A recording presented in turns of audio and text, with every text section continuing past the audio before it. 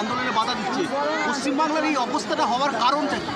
কারণ একই কোনো রকমভাবে এটাই ভাবা হচ্ছে বোধহয় আমরা পাওয়ারে থাকলেই ভালো, কিন্তু যেভাবেই ওইটা বাংলাদেশ হয়ে গেলেও নো প্রবলেম, এরকম কোনো চিন্তাধারা আছে, কিন্তু সে চিন্তাধারা সে স্বপ্ন সফল হবে না। আর আমাদের মতো কিছু লোক আছে যারা লাস্ট রক্তবিন্দু অবধি লড়ে যাবে, পশ্চিমবাংলাকে বাংলাদেশ হতে দেবে না। গতকালই তো দেখলাম যে হিন্দুরা কলকাতায় যে আন্দোলন কালকে দেখুন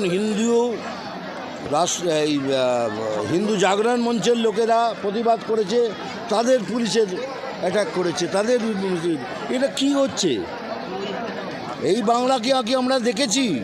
এই বাংলা কি আমরা চাই? এটাই কি আমাদের সোনার বাংলা?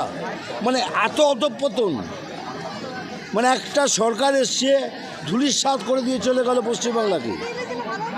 যাই হোক, মিলছি এবারে পারবে না।